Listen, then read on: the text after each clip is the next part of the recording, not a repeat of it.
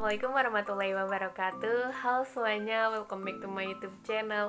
Di video pembelajaran kita yang terakhir ini, kita akan membahas materi mengenai implementasi kinerja dalam manajemen SDM. Oke, langsung saja simak videonya. Selamat menonton. Implementasi kinerja dalam manajemen SDM. Terdapat 7 pembahasan mengenai materi ini. Langsung saja. Pembahasan yang pertama yaitu ada tingkat kinerja. Terdapat 3 tingkatan dari kinerja. Tingkat yang pertama yaitu kinerja organisasi. Pencapaian hasil dari tingkat atau unit analisis organisasi. Kinerja pada tingkat organisasi ini terkait tujuan organisasi, rancangan organisasi, dan manajemen organisasi. Tingkat yang kedua yaitu kinerja proses. Kinerja pada proses tahapan dalam menghasilkan produk atau pelayanan ini dipengaruhi oleh tujuan proses, rancangan proses, dan manajemen proses. Tingkat yang ketiga yaitu kinerja individu atau pekerjaan. Pencapaian atau efektivitas pada tingkat pegawai atau pekerjaan ini dipengaruhi tujuan pekerjaan, rancangan pekerjaan, dan manajemen pekerjaan serta karakteristik individu. Menurut Rumler dan Birch tahun 1995. Pembahasan yang kedua yaitu garis besar kategori arti kinerja. Bernardin tahun 2001 halaman 143. Kinerja merupakan catatan hasil yang diproduksi atau dihasilkan atas fungsi atau aktivitas selama periode waktu tertentu. Kinerja sebagai hasil bukan karakter, sifat, dan perilaku. Sedangkan Richard tahun 2003, kinerja sebagai hasil juga terkait dengan produktivitas dan efektivitas. Produktivitas merupakan jumlah hubungan antara jumlah barang dan jasa yang dihasilkan dengan jumlah tenaga kerja, modal, dan sumber daya yang digunakan dalam produksi itu. Kinerja merujuk pengertian sebagai perilaku, merupakan seperangkat perilaku yang relevan dengan tujuan organisasi atau unit organisasi tempat orang bekerja. Kinerja merupakan sinonim dengan perilaku. Kinerja adalah sesuatu yang secara aktual orang kerjakan dan dapat diobservasi. Kinerja mencakup tindakan-tindakan dan perilaku yang relevan dengan tujuan organisasi. Kinerja bukan konsekuensi atau hasil tindakan, tetapi tindakan itu sendiri. Selanjutnya pembahasan yang ketiga yaitu konsep kinerja dalam organisasi. Kinerja menurut Describer dalam Kamus Bantam English Dictionary tahun 1979 yang dikemukakan Prawiro Sentono tahun 1999 berasal dari kata kinerja atau performance dari akar kata to performs, mempunyai beberapa enteris. Yang pertama yaitu melakukan, menjalankan, dan melaksanakan. Yang kedua yaitu memenuhi, menjalankan kewajiban suatu nazar. Yang ketiga yaitu menjalankan karakter dalam suatu permainan. Yang keempat yaitu menggambarkan dengan suara atau alat musik. Yang kelima yaitu melaksanakan atau menyempurnakan suatu tanggung jawab. Yang keenam yaitu melakukan suatu kegiatan dalam permainan. Yang ketujuh yaitu memainkan pertunjukan musik. Sedangkan yang kedelapan yaitu melakukan sesuatu yang diharapkan oleh seseorang atau mesin. Kinerja karyawan dan kinerja organisasi mempunyai kaitan erat.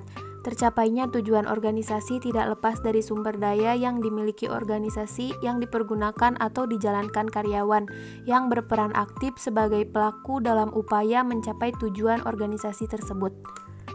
Kinerja adalah hasil kerja yang dicapai oleh seseorang atau kelompok orang dalam suatu organisasi, sesuai dengan wewenang dan tanggung jawab masing-masing dalam rangka mencapai tujuan organisasi yang bersangkutan, secara legal, tidak melanggar hukum, dan sesuai dengan moral etika. Pembahasan yang keempat yaitu definisi kinerja menurut para ahli.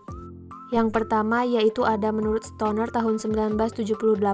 Kinerja merupakan fungsi dari motivasi, kecakapan, dan persepsi peranan. Yang kedua yaitu ada menurut Murphy dan C. Villens tahun 1995. Kinerja merupakan kualitas perilaku yang berorientasi pada tugas dan pekerjaan. Yang ketiga yaitu ada menurut Interfland tahun 1999.